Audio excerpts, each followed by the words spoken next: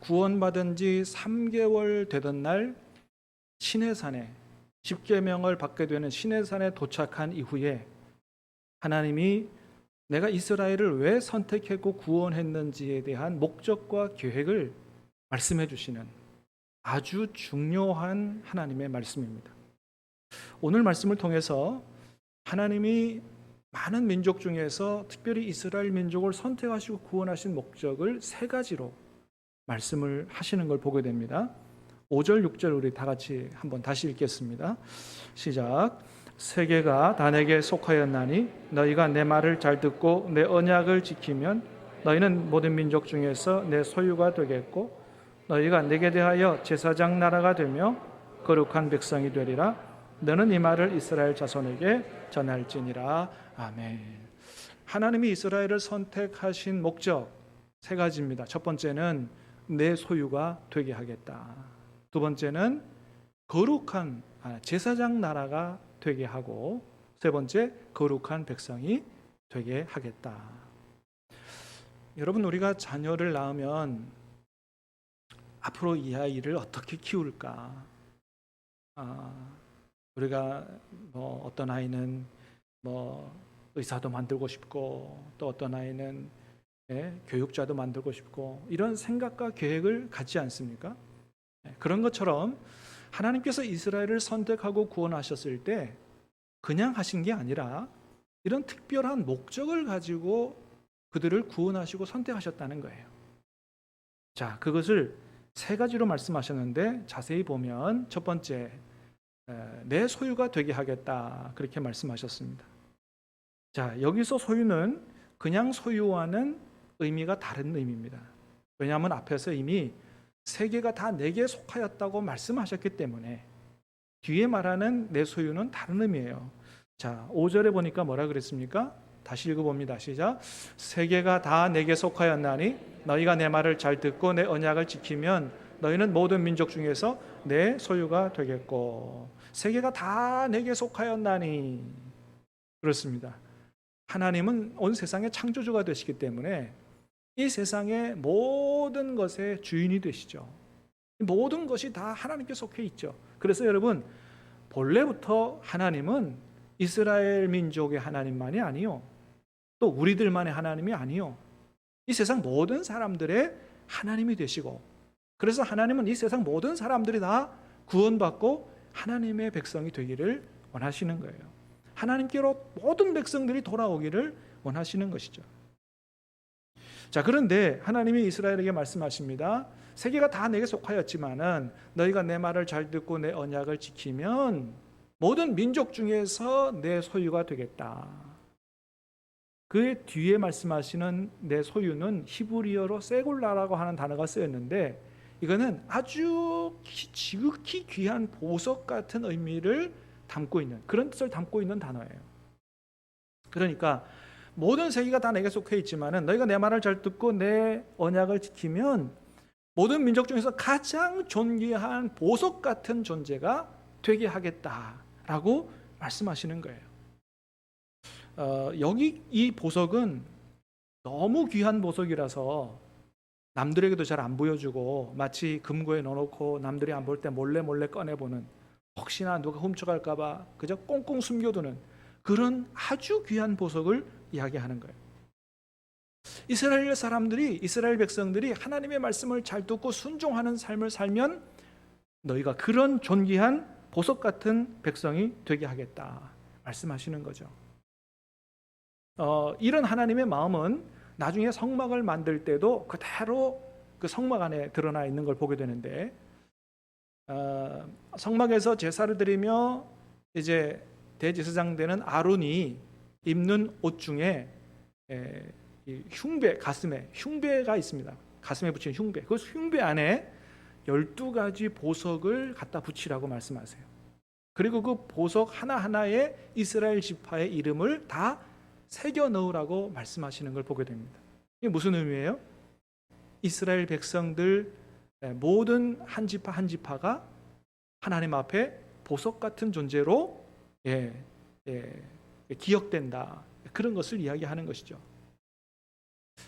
대제사장이 입는 에봇에 하나님 말씀하십니다. 이 어깨 바지 견대를 붙이라 말씀하시는데, 그 견대에도 어떤 보석을 쓰냐면 호마노라고 하는 보석을 써서 한 호마노 하나에 6지파의 이름을 새기고 또 6지파의 이름을 나머지에 새겨라, 이렇게 말씀하시는 걸 보게 돼요. 우리 한번 같이 읽어볼까요? 출애굽기 28장 말씀인데, 시작.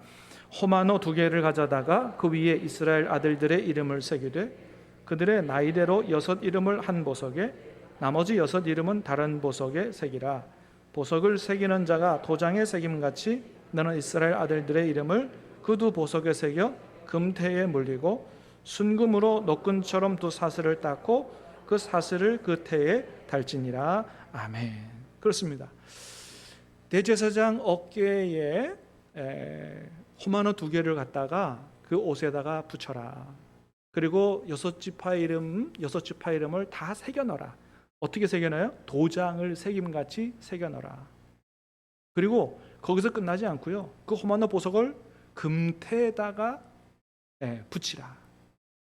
그리고 금태에서도 끝나는 게 아니고 순금으로 사슬을 따가지고 그 금태에다가 또 달라는 거예요.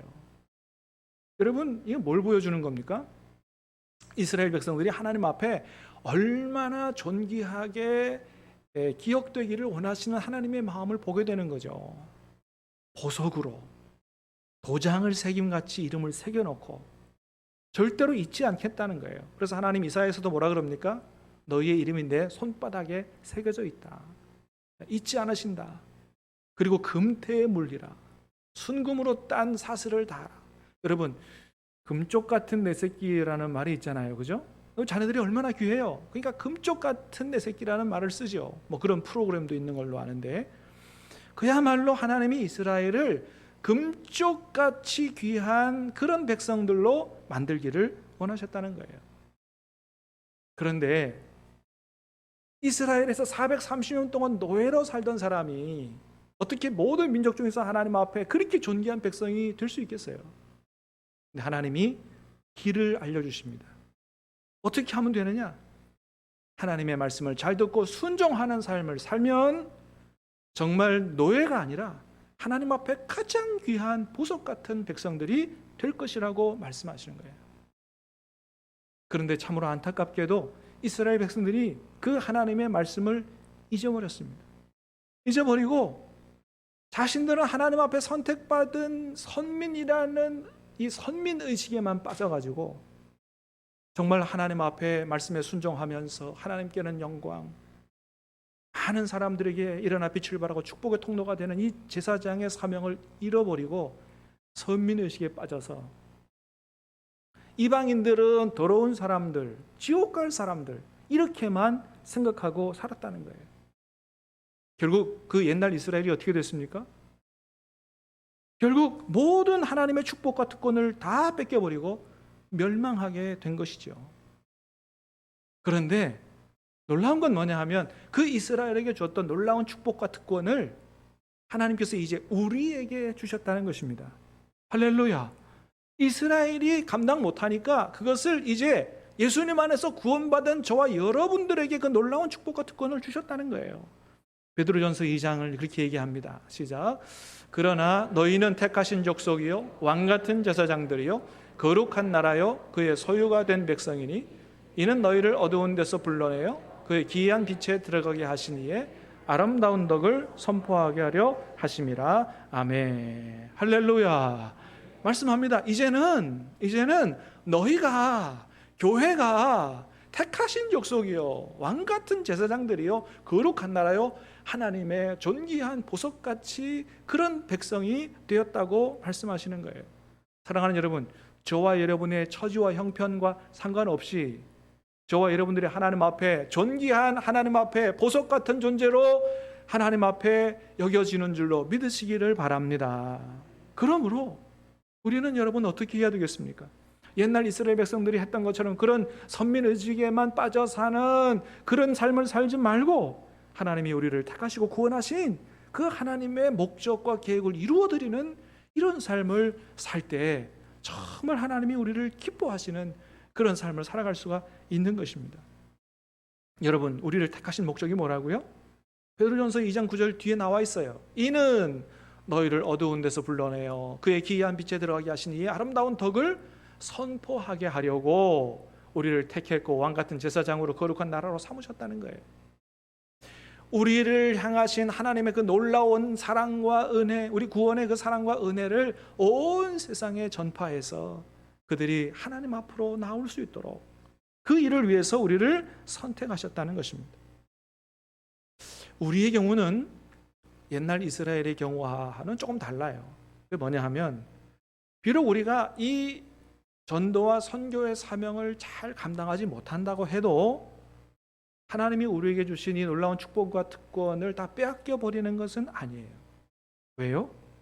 그거는 저와 여러분들은 하나님께서 마지막 때에 하나님의 독생자 외아들을 십자가에 내어주시면서까지 하나님께서 구원하신 최종적인 하나님의 백성들이기 때문에 우리가 비록 하나님의 뜻대로 잘 못 산다고 해도 우리를 향한 그 하나님의 축복과 계획과 은혜와 사랑은 취소되지 않는다는 거예요. 믿으시기를 바랍니다. 그러나 우리를 선택하신 구원하신 하나님의 계획과 목적대로 못 살면 하나님께서 매우 안타까워하시고 매우 속상해하신다 라고 하는 거예요. 여러분 그렇잖아요. 우리도 자녀들이 있으면 다 자녀들이 금쪽같이 귀하지요. 그런데 그 중에서 정말 부모님의 마음을 헤아려서 열심히 잘 하는 그런 자녀는 어때요? 더 귀하지요. 더 예쁘지요. 근데 맨날 속색이는 자녀는 어떻습니까? 그렇다고 막 호적 파서 그냥 그렇게 할 수는 없고 볼 때마다 좀 속이 그냥 뭐가 좀 올라오지요. 예? 예. 그런 것이죠. 예. 그래서 여러분 사도 바울은 우리에게 그렇게 말해줍니다. 지난주에도 들었던 말씀이죠. 로마서 12장 2절 같이 한번 읽겠습니다. 시작. 너희는 이 세대를 본받지 말고 오직 마음을 새롭게 함으로 변화를 받아 하나님의 선하시고 기뻐하시고 온전하신 뜻이 무엇인지 분별하도록 하라. 아멘. 이게 복음에 합당하게 사는 거예요. 하나님이 우리를 구원하신 그 목적에 합당하게 사는 거예요. 이제는 더 이상 우리 어린아이의 신앙을 버리고 정말로 하나님이 무엇을 기뻐하시는지 그거를 분별하고 하나님이 기뻐하시는 대로 살아가는 그 하나님의 기뻐하시는 뜻을 이루어드리는 삶을 살아야 한다는 것입니다. 계속 자기만 생각하고 달라고만 떼쓰고 이런 어린아이의 신앙을 버리고 하나님께서 뭘 원하시는지 그걸 헤아려 이루어드리는 장성한 성숙한 신앙의 삶을 살라고 말씀하시는 거예요.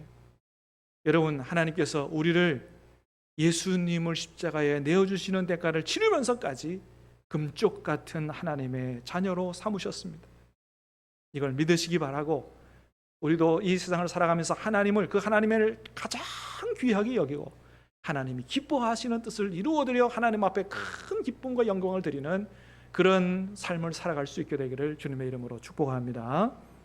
두 번째는 제사장 나라의 계획이에요. 자, 6절 말씀을 다시 읽겠습니다. 시작. 너희가 내게 대하여 제사장 나라가 되며 거룩한 백성이 되리라. 너는 이 말을 이스라엘 자손에게 전할지니라. 아멘. 하나님이 계획하신 것은 제사장 나라가 되게 하는 거예요. 이거는 제사장이 있지만 아론과 그 자손들만 이렇게 되기를 원하는 게 아니고 하나님의 백성 전체가 이런 제사장의 역할을 하면서 살기를 원하시는 것입니다. 여러분 목회자만 아니고 저와 여러분들이 다 하나님 앞에 제사장 역할을 하며 살기를 원하시는 줄로 믿으시기를 바랍니다. 네, 그렇습니다. 그럼 제사장 나라가 된다는 게 뭐냐? 크게 두 가지 뜻이 있어요. 하나는 하나님 앞에 예배하는 자가 된다는 것입니다. 그렇죠? 여러분 제사장이 하는 제일 중요한 일은 뭡니까? 제사 드리는 것이죠. 하나님께서 우리를 구원하셨다. 또 왕같은 제사장이 되게 하셨다. 이건 뭐냐 하면 하나님 앞에 온전하게 예배하는 사람이 되게 하시려고 구원하셨다. 여러분 주일마다 하나님 앞에 예배하러 나오시는 거 이거 축복인 줄로 믿으시기를 바랍니다. 예배한다는 건 뭐냐? 내가 하나님 앞에 구원받은 사람이라고 하는 것을 내 스스로 증거하는 거예요. 여러분 하나님 앞에 택함받지 않으면 예배하러 나올 수 없습니다. 아니 오늘같이 좋은 날, 이 날씨 좋은 날 왜 교회 와서 때로는 막 그냥 야단 맞는 이런 설교도 들어가면서 왜 예배 드립니까? 재미있게 놀러 가지. 그러나 내가 예배하러 나온다는 것은 내가 구원받은 하나님의 백성이기 때문에 예배 안 드릴 수 없는 것이죠. 그래서 구원받은 백성임을 증거하는 거요. 또 하나님은 이런 예배를 통해서 우리에게 은혜와 복을 주시는 것입니다. 그렇습니다. 여러분, 그러므로 예배 보러 오지 마시고 예배 드리러 오시기를 바랍니다. 예배는 보러 오는 게 아니에요. 예배는 드리러 오는 겁니다. 그래서 우리가 하나님께서 기뻐 받으실 만한 예배를 잘 준비해서 드리면 하나님이 그 예배를 기뻐 받으시고 그 예배 통해 우리에게 은혜와 복을 주시는 것입니다.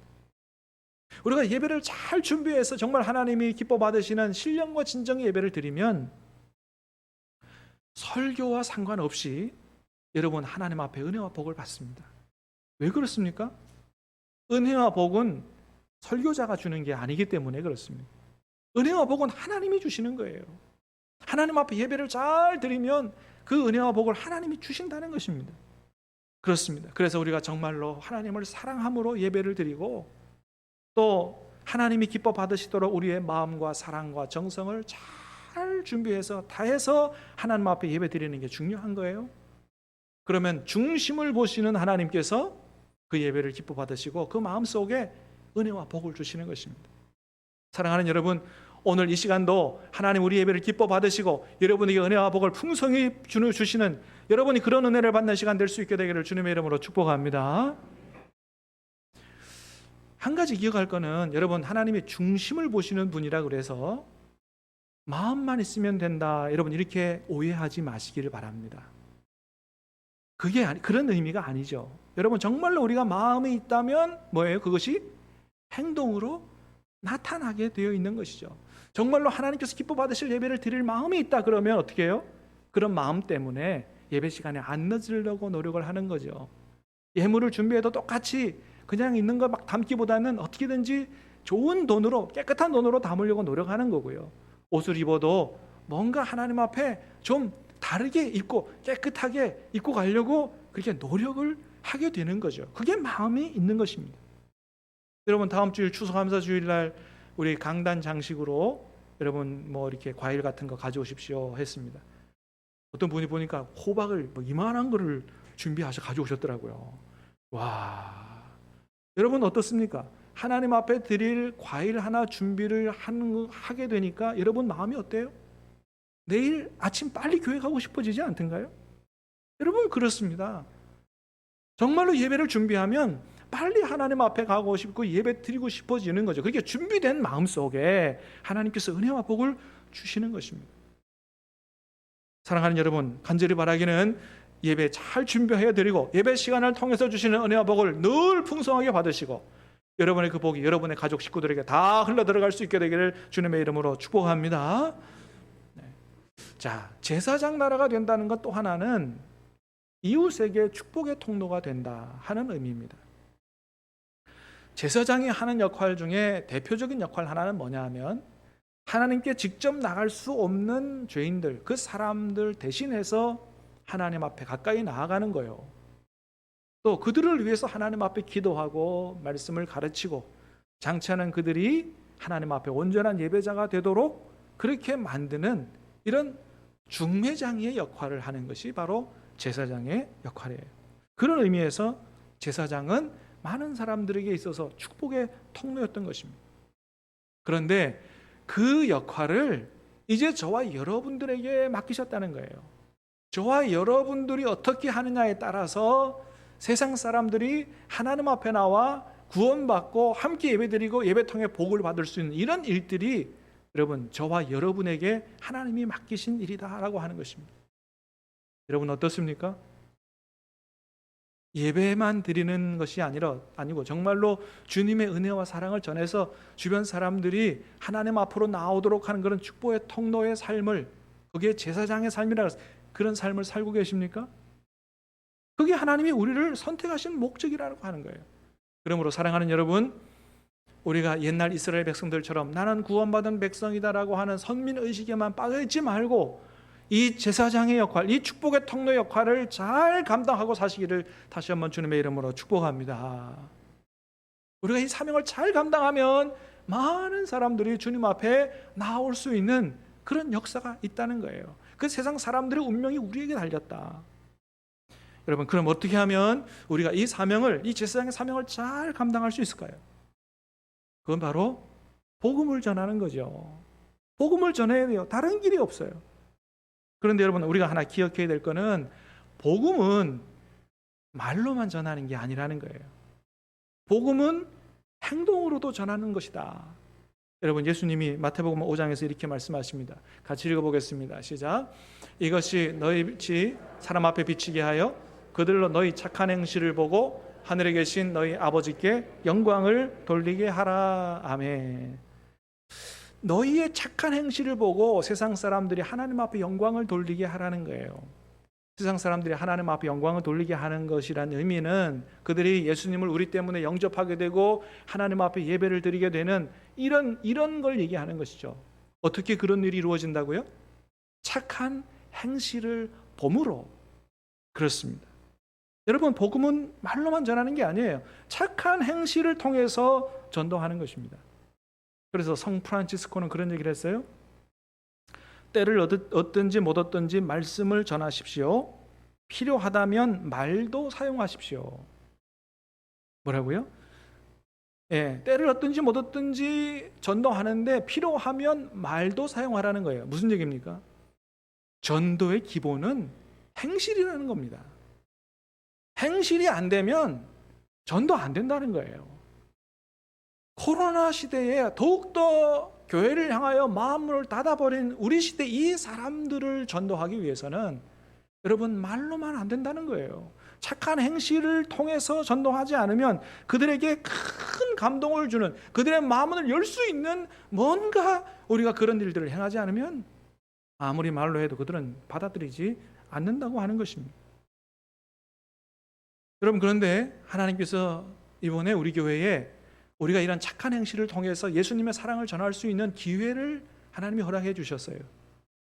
이게 뭐냐 하면 바로 무료급식인데, 이전에 우리 지역 사람들에게 독거노인이라든지 어려우신 분들한테 매일 월화수목금요일까지 이 밥을 지어서 점심 식사를 대접하는 봉사를 하시던 분들이 계셨어요. 그분들이 앞으로 우리 교회와 이 일을 함께 했으면 좋겠다, 이런 제안을 한 거예요. 봉사는 우리가 할 테니 신함교회가 장소만, 식당만 좀 빌려달라. 그러면 이 좋은 일을 우리 교회와 함께 하고 싶다, 그런 제안을 한 것이죠. 코로나 때문에 식사는 못합니다. 코로나 중에는 그저 음식을 준비했다가 이게 집에서 먹을 수 있도록 이제 싸서 주는 일만 하는데, 코로나가 이게 이제 해결되고 이게 식사를 만들어서 대접하게 돼도 여러분, 우리 교인들 매일 나와서 밥 안 만들어도 됩니다. 왜요? 봉사는 그분들이 다 하겠다는 거예요. 예산, 돈은 다 시에서 주고요. 봉사는 그 사람들이 하고요. 우리는 식당만 빌려달라고 하는 거예요. 여러분, 이런 좋은 기회가 어디 있습니까? 물론 우리가 신고하고 우리가 허가 받아야 돼요. 그래서 사실은 우리 교회가 하는 거예요. 우리 교회가 하는데 봉사는 그분들이 하고, 우리 교회가 그렇게 수고하지 않아도 예수님의 사랑으로 이웃을 섬길 수 있는 좋은 기회를 하나님이 주신 것입니다.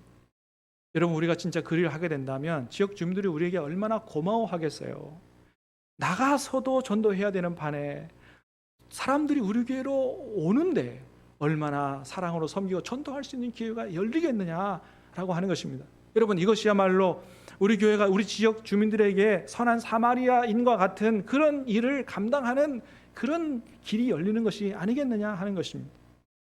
사랑하는 여러분, 간절히 바라기는 우리 교회는 우리끼리만 모여있는 그런 유대인 강제 거주 지역처럼 개토화되지 말게 되기를 바라고, 지역 주민들이 언제든지 함께 와서 함께 하나님 앞에 예배하고 함께 사랑을 나누며 교제할 수 있는 그런 축복의 통로, 왕 같은 제사장 될 수 있게 되기를 주님의 이름으로 축복합니다. 이게 하나님의 뜻이라고 하는 거죠. 얼마 전에 어떤 권사님이 그런 얘기를 하셨어요. 얼마 전에 내가 꿈을 꿨는데 우리 교회로 사람들이 두 줄로 이렇게 들어온다는 거예요. 여러분, 얼마나 기분 좋은 꿈이에요, 그죠? 근데 이 꿈을 그 권사님만 아니고 다른 권사님이 옛날에도 그런 꿈을 꾸셨어요. 우리 교회로 많은 사람들이 줄지어 들어오는 꿈을 꾸셨다는 거예요. 그리고는 옛날에도 그랬어요. 목사님 걱정하지 마세요. 우리 교회가 잘 될 거예요. 할렐루야. 우리 교회가 잘 될 줄 믿습니다. 여러분, 왜 권사님들이 자꾸 그런 꿈을 꾸시는 걸까요? 우연은 아닌 것 같아요. 하나님이 주신 꿈이라면 반드시 이루어지게 될 줄로 믿습니다. 급식을 먹으러 두 줄로 들어오는 사람들이라 할지라도 나중에는 그 사람들이 변하여 하나님 앞에 예배를 드리러 오는 사람들로 변하게 될 줄로 믿습니다. 여러분, 내년이면 여기 아파트 1000세대 주민들이 입주합니다. 우리가 무엇으로 그들을 전도할 수 있을까요? 여러분, 얼마나 좋은 기회예요. 야, 신암 지역에 오니까 이렇게 좋은 교회가 있었구나. 나도 이 좋은 일에 함께하고 싶다. 나도 이 교회 가서 예배드리고 싶다. 우리 교회가 그런 교회 될 수 있게 되기를 주님의 이름으로 축복합니다. 내년이 우리 교회 창립 70주년입니다. 일어나서 빛을 발하고 새로운 70년을 향해서 달려갈 수 있는 획기적인 그런 기회가, 하나님 주신 기회를 잘 선용해서 우리 교회가 일어나 빛을 발하는 그런 교회 될 수 있게 되기를 다시 한번 주님의 이름으로 축복합니다. 우리 같이 찬양하고 기도하겠습니다.